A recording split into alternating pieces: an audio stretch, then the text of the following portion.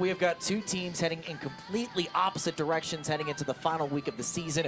Fort Wayne FC in the driver's seat for another Valley Division title, while Lansing City, they're trying to focus on the future as they are still searching for their first win. Felt a little festive on this New Year's Eve, but Gibby, Dons are hoping they don't drop the ball tonight against Detroit Mercy, who is still searching for their first win. Lopez Craig with a great challenge to regain possession. Now here is Joao Roberto. A deep ball, giving it a go, and what a shot! Joao! A golazo! West Virginia leads 2-0! Feed down low, out to the corner at the buzzer. You bet!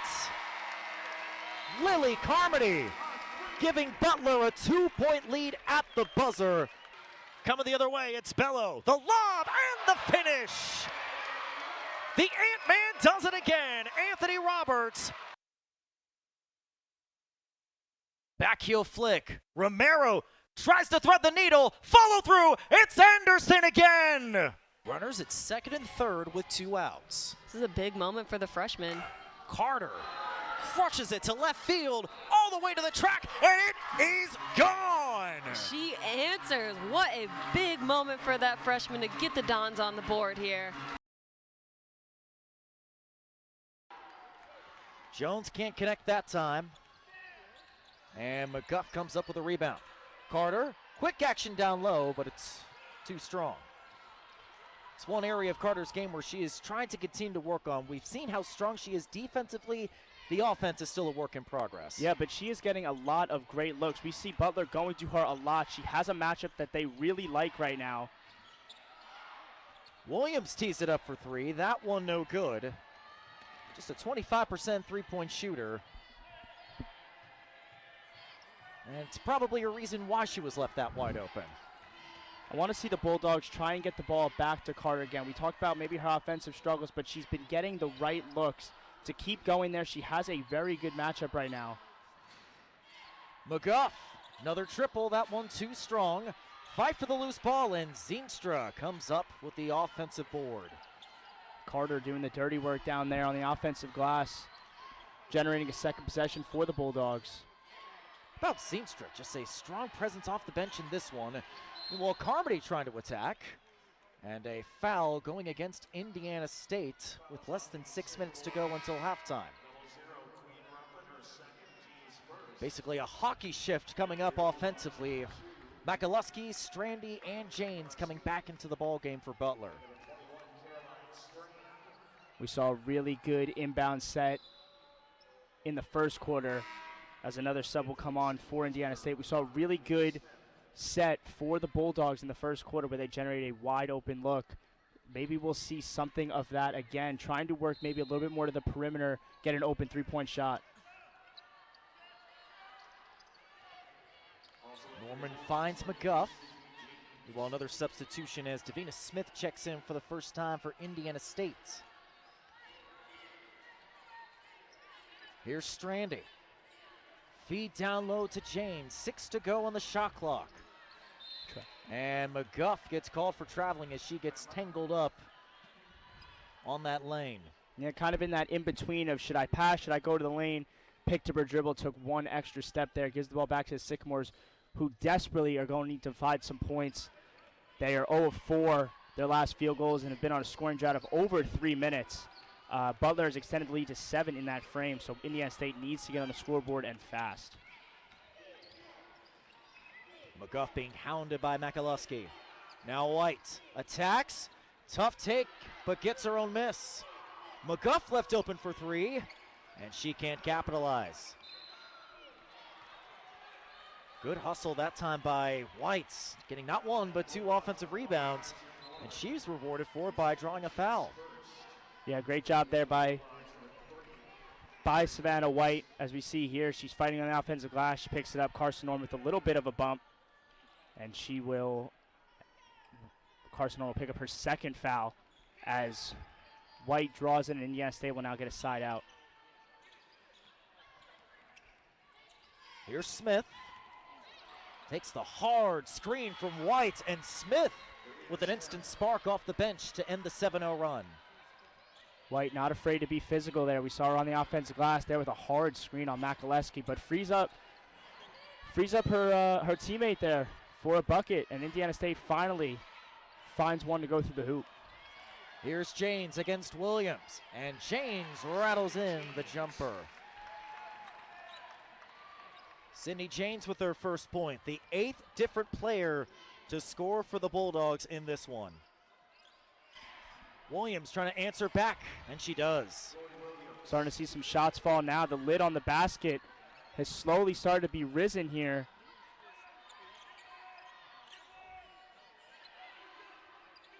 Just over 4 minutes left. A good back and forth ball game between Butler and Indiana State. Makaleski finally gets the lid off the bucket with that triple.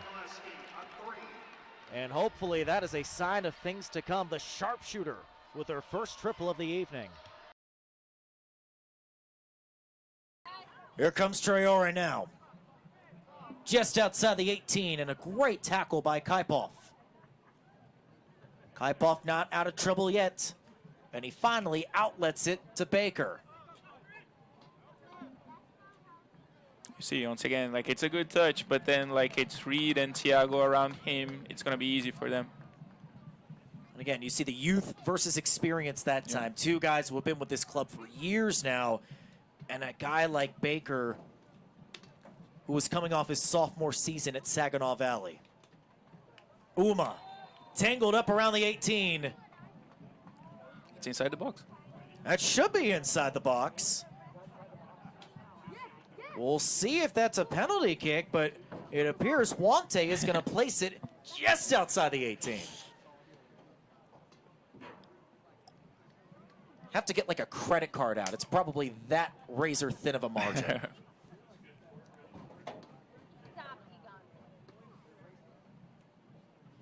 I'm with you, Luca. I thought that tackle was inside the box. Then again, we've got that sky-high view, thousands of feet away.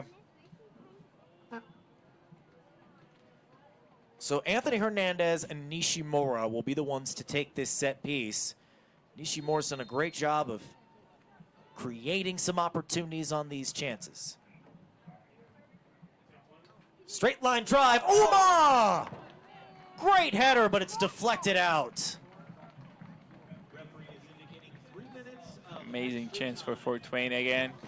And Umar was so close to score, but the defender did just enough. Just put his body on the way, and the ball deflected on him, and it's a corner for Fort Wayne. Fort Wayne trying to go quick. Nishimura, back post! Diarra can't get a touch. Trying to argue for another corner kick, but they're saying it was last touched by Diarra. Diarra begging for a brace, already one goal in the 34th minute. And as we heard from Caleb Hatch, our public address announcer, we have got 3 minutes of added time as we are now in the second extra minute.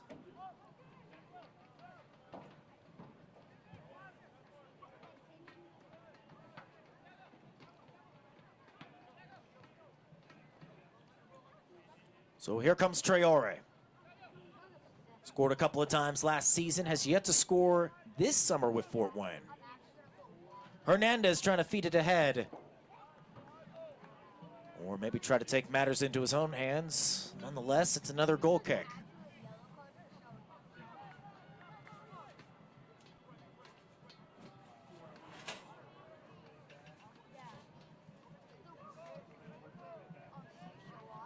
And Barry is going to take his sweet time, just knowing Fort Wayne already leads 1-0. You don't want to give up another goal just before halftime and really let the floodgates open.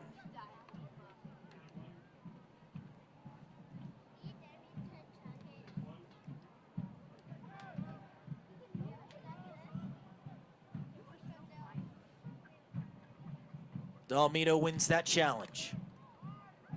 Again, another friendly fire instance as to Cosimo has to wrestle that from Farhat. And Baker loses that out of bounds. Again, another youthful error from this inexperienced Lansing team. Maybe one last chance for Fort Wayne before we hit halftime.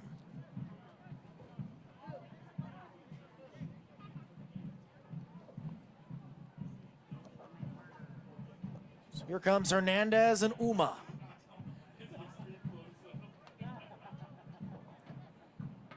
And it looks like Fort Wayne is going to be content to take this to halftime. Or maybe not. Here's Gondo.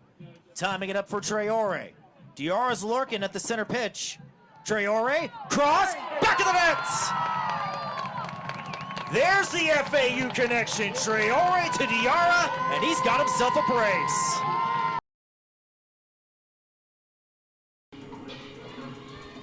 Licky now on second, and we've got Faith McLean stepping up to the plate. In that 9 spot, we saw how crucial that was yesterday. McLean with a bit of a quiet series so far. Just like we were talking about with Grace Hollipeter, McLean is due. Yes, she is. Lofted over to second, and the announcer jinx kicks in yet again. These little line drives have been dangerous for the Dons, getting doubled up early in the game. You want to be aggressive as a runner, but you've got to see that ball through and get back. But the good news is you've got the top of the lineup. Bailey Manos, Tori Countryman, both of them 2 for 2 on the day with 2 singles. Ford's once again in some trouble, and I do see Flores in the bullpen now warming up. Flores, the most experienced pitcher on this North staff.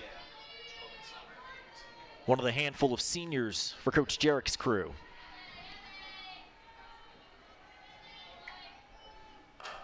Manos lofting it to left center, and that gets down. That should score both runs as Manos has got an RBI double. So that ties the game. Carter stays at third, and Brooke Licky scores the tying run. Carter did have to hold up there to make sure that ball didn't get caught in left field, so unable to score, but great knock by Bailey Manos to continue her red hot day. Bailey Manos, like we said, a quiet day yesterday, but water finds its level as the game is now tied at 3 apiece. Runners at second and third with Countryman. Countryman with a hot afternoon. 2 for 2 with 2 singles. And only 1 away, so Grace Hollipeter should get another crack in this inning. The 1-0. That could be Shallow trouble. center gets down. In comes Carter. Manos moving to third, and the Dons have their first lead of the afternoon. Countryman was able to take great advantage of the infield drawn in because of her speed and could easily pop it over their heads for that base hit. So Grace Hollipeter working with runners at the corners, and only 1 away. And again, we're going to bring this up time and time. She do. She is due. Hollipeter walked in her last AB, had a fielder's choice in the first inning that led to an unearned run.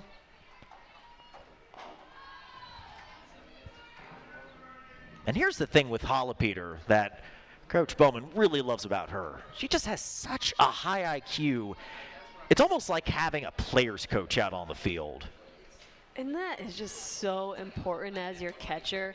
One, she keeps all of your pitchers in line. She knows what's going on every single pitch of the game. And to have that necessarily coach on the field, you can't ask for more.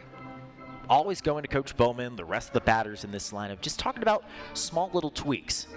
What are they seeing out there? How can they continue to attack these opposing pitchers? And you just saw it right there moments ago as she was talking with Coach Bowman again during that last time out. And catchers are so known for their defense. Yeah, Hollipeter is the best offensive player the Dons have. The 0-1. Painting the outside corner as Hollipeter down 0-2 in the count. Bailey Manos standing 60 feet away from extending the Mastodons' lead. That should Line deep to enough. center, and that will score Manos. Holopeter with a sac fly deep to center as the Dons now up 5-3.